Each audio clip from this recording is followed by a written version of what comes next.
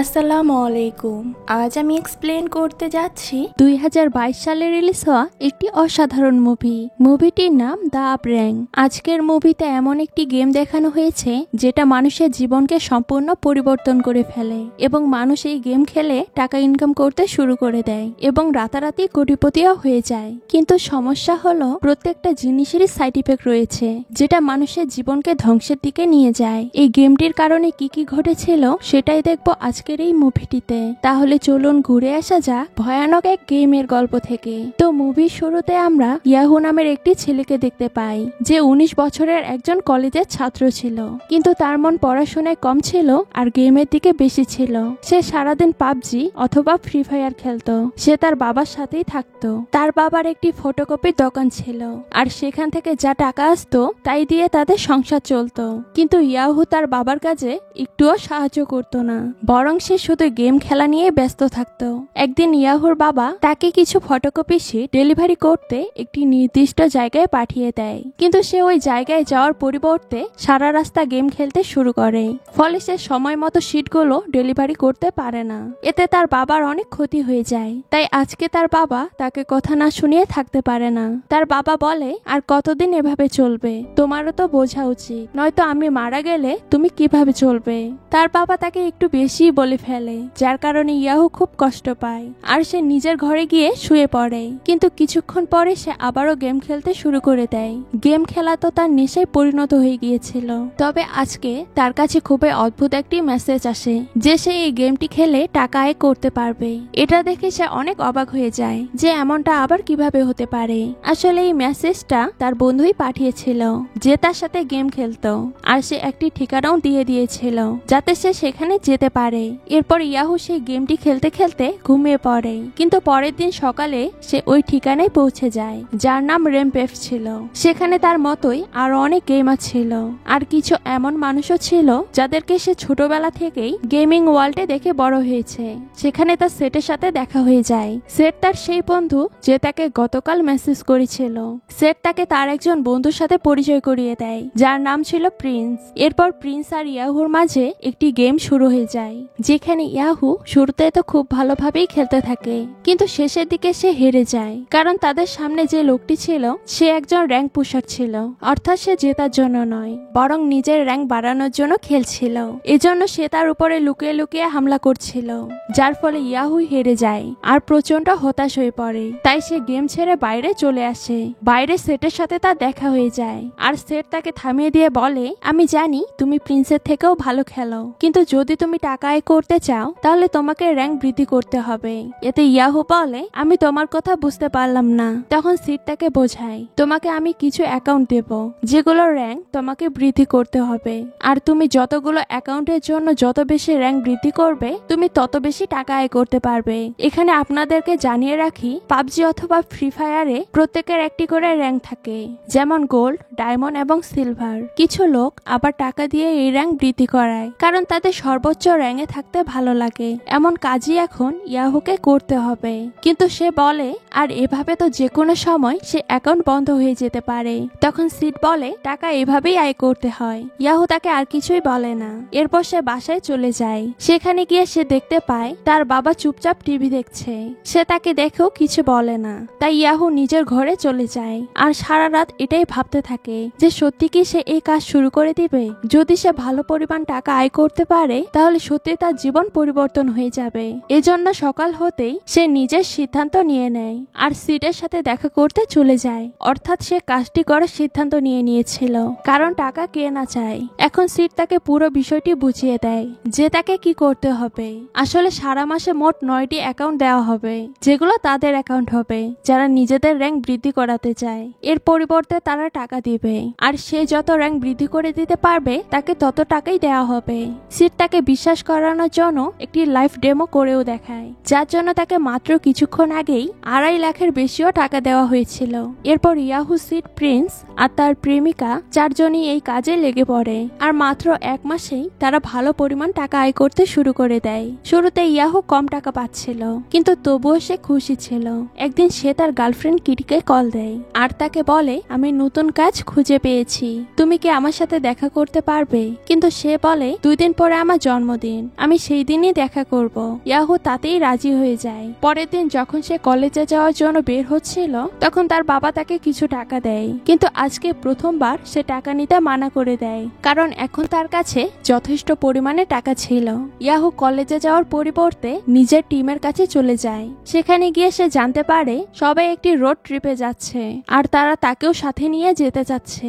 সেখানে তারা বড় হোটেলে ওঠে। এদিকে সিড তার নতুন ক্লায়েন্ট খোঁজা নিয়েই ব্যস্ত ছিল, আর ইয়াহু প্রিন্সের গার্লফ্রেন্ডের সাথে কথাবার্তা বলতে শুরু করে। সেদিন রাতে কিছু লোকের সাথে তাদের মারামারি হয় আর তারা আহত হয়ে যায়। কিন্তু পরের দিন ইয়াহুর মনে পড়ে আজকে কিটির জন্মদিন, তাই সে নিজের ফোন চেক করে আর দেখে অনেকগুলো কল এসেছিল। কিন্তু সে সারা রাত বন্ধুদের সাথে থাকার কারণে কিটির কোনো কলই ধরতে পারেনি। তাই সে কেক নিয়ে সোজা কিটির বাসায় চলে যায়, কিন্তু কিটি তাকে ভেতরে যাওয়ার জন্য মানা করে দেয় আর বলে, আমি যেই মানুষটির জন্য সবচেয়ে বেশি অপেক্ষা করেছিলাম সে আমার জন্মদিনে আসেনি। কিন্তু ইয়াহু বলে, তোমার জন্যই তো আমি এই কাজ করছি।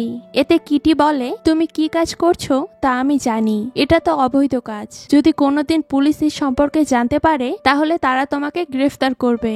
এজন্য এটাই ভালো হবে তুমি এখান থেকে চলে যাও। এসব বলে সে ভিতরে চলে যায় আর ইয়াহু সেখানেই বসে কান্না করতে শুরু করে, কারণ সবকিছু টাকা দিয়ে হয় না। এরপর ইয়াহু যখন বাসায় যায় তখন তার বাবা তাকে বলে, তুমি সারাদিন কোথায় ছিলে? কিন্তু সে কোনো উত্তর না দিয়েই সোজা নিজের ঘরে চলে যায়। সেখানে সে কিছুক্ষণ আগে আপলোড করা কিটির ছবিগুলো দেখতে থাকে, যেখানে সে একটি ছেলের সাথে কেক কাটছিল, যা দেখে ইয়াহুর খুবই খারাপ লাগে আর সে কান্না করতে শুরু করে।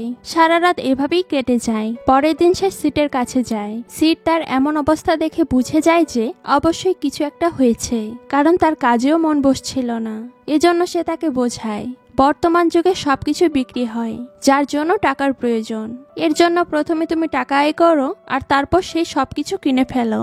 ইয়াহু বুঝতে পারে আর এজন্য সে তার ওই দিনের কাজ শেষ করে বাসায় ফিরে যায়। আর সেখানে গিয়ে সে দেখতে পায় তার বাবা মেঝেতে পড়ে রয়েছে। সে তাকে দ্রুত হাসপাতালে নিয়ে যায় আর সেখানে গিয়ে সে জানতে পারে তার বাবার হার্ট অ্যাটাক হয়েছে আর এর জন্য দ্রুত চিকিৎসা করাতে হবে। কিন্তু তার বাবা রাজি হয় না, কারণ সে জানতো তাদের কাছে টাকা নেই। কিন্তু তখনই সে দেখে ইয়াহু হাসপাতালের সকল বিল পরিশোধ করে দিয়েছে। এটা দেখে সে অবাক হয়ে যায় যে তার কাছে এত টাকা কোথা থেকে এলো। তখন ইয়াহু তাকে সবকিছু বলে দেয় আর বলে সে নিজের দক্ষতা দিয়ে টাকা আয় করেছে, এতে কোনো দোষ নেই। তার বাবা বলে, ঠিক আছে, তোমার যা ভালো মনে হয় তুমি তাই করো, কিন্তু আমার কাছ থেকে কোনো ধরনের প্রত্যাশা রেখো না। তো কিছুদিন পর ইয়াহুর কাছে সিটের কল আসে। সে তাকে তাদের অফিসে যেতে বলে।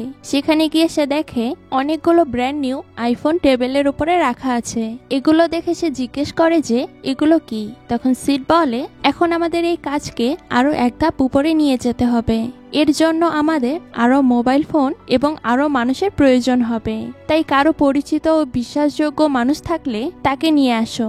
এটা শুনে ইয়াহু নিজের প্রতিবেশী ড্যানের কথা মনে পড়ে যায়, কারণ সেও তো তার মতো সারাদিনই গেম খেলতে থাকে। এজন্য সে তাকেও যুক্ত করে নেয়। এরপর তারা নিজের সর্বোচ্চটা দিয়ে দেয় আর দিন দিন তাদের আয় দ্বিগুণ থেকে 3 গুণ হতে শুরু করে। এদিকে ইয়াহু কয়েকদিনে এত টাকা আয় করে ফেলে যে সে ব্র্যান্ড নিউ গাড়িও কিনে ফেলে। আর অন্যদিকে সিট তো পূর্বের সকল রেকর্ড ভেঙে ফেলেছিল। মাত্র 1 মাসে তার 40 লক্ষ টাকা লাভ হয়েছিল। এটা দেখে সে নিজেও অবাক হয়ে যায়। কিন্তু তার টিমের একজন সদস্য সবসময় নেশা করত, এর জন্য তার গেমিং অবনতির দিকে যাচ্ছিল। অন্যদিকে প্রিন্সের গার্লফ্রেন্ড জুলিয়া ইয়াহুর প্রতি আকর্ষণ অনুভব করতে থাকে।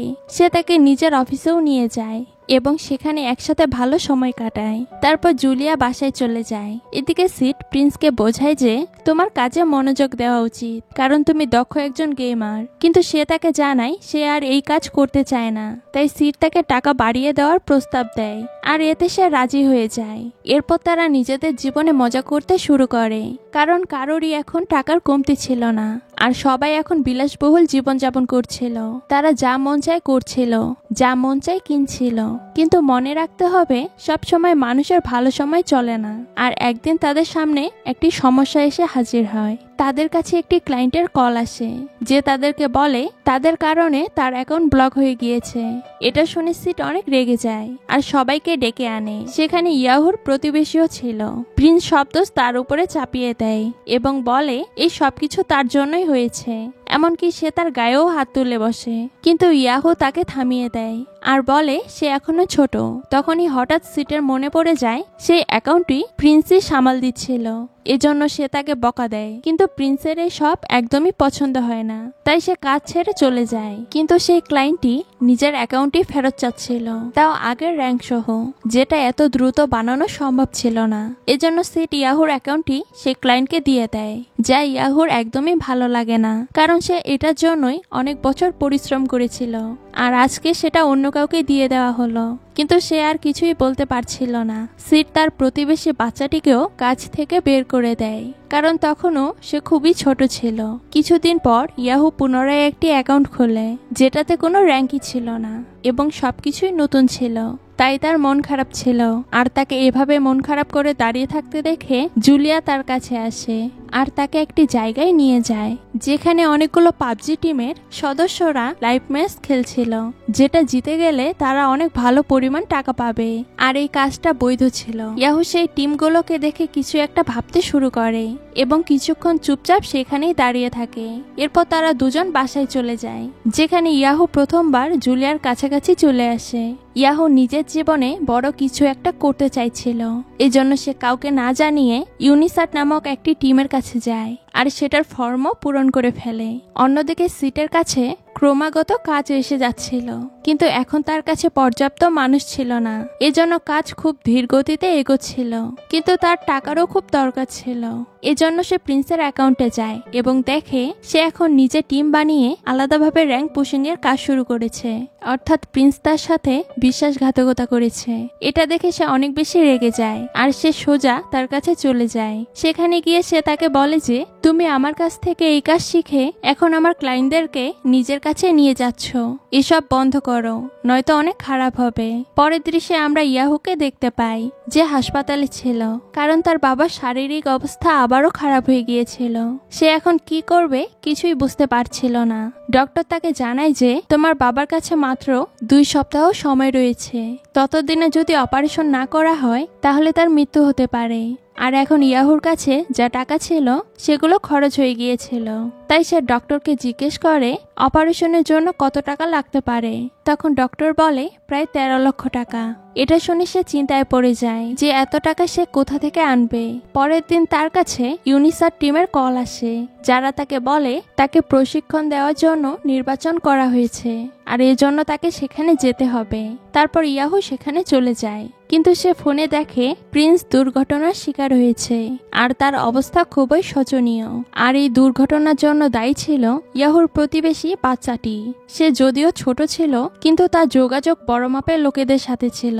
এসব জানার পর ইয়াহু দ্রুত তার কাছে যায় আর তাকে মারতে মারতে বলে যদি এই বিষয়ে কেউ জানতে পারে তাহলে জানো না তারা তোমার সাথে কি করবে, তোমার দাদিরও বা কেমন লাগবে। আসলে সে এই সব কিছু এই জন্যই করেছিল কারণ প্রিন্স তাকে সেদিন অনেক মেরেছিল আর সবার সামনে অনেক অপমানও করেছিল, এজন্য সে প্রতিশোধ নিয়েছে। যখন জুলিয়া প্রিন্সের সম্পর্কে জানতে পারে তখন সে সোজা সিটের কাছে যায়, কারণ তার মনে হচ্ছিল সেই এসব করেছে, যেহেতু কিছুদিন আগেই তার প্রিন্সের সাথে ঝামেলা হয়েছিল। এজন্য সেও এই কাজটি ছেড়ে চলে যায়, অর্থাৎ এক এক করে সবাই কাজ ছেড়ে চলে যাচ্ছিল আর এখন সিট পুরো একা হয়ে গিয়েছিল।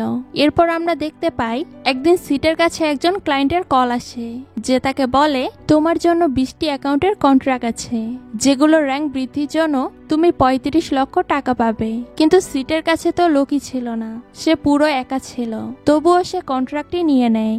সেই রাতে তার কাছে ইয়াহু আসে আর তাকে বলে আমার বাবার চিকিৎসার জন্য কিছু টাকা প্রয়োজন। তখন সে তাকে ওই কন্ট্রাক্ট সম্পর্কে জানায় আর বলে আমরা দুজন আগামী 3 দিনে এই কন্ট্রাক্টটি সম্পূর্ণ করে ফেলি, এরপর সমানভাবে টাকা ভাগ করে নিব। ইয়াহু তার প্রস্তাবে রাজি হয়ে যায় আর কাজে লেগে পড়ে। কিন্তু বিষয়টি এত সোজা ছিল না, কারণ প্রতিটি অ্যাকাউন্টকে মাত্র কয়েক ঘন্টায় র্যাঙ্কে আনা প্রায় অসম্ভব ছিল। কিন্তু ইয়াহু নিজের সর্বোচ্চটা দিয়ে দেয়। অন্যদিকে সিট দেখে তার গ্রাহক দিন দিন কমে যাচ্ছে, এজন্য রেগে গিয়ে সে নিজের টিম মেম্বার জুলিয়ার একটি গোপন ভিডিও প্রচার করে দেয়, কারণ সে হুট করে চলে গিয়েছিল।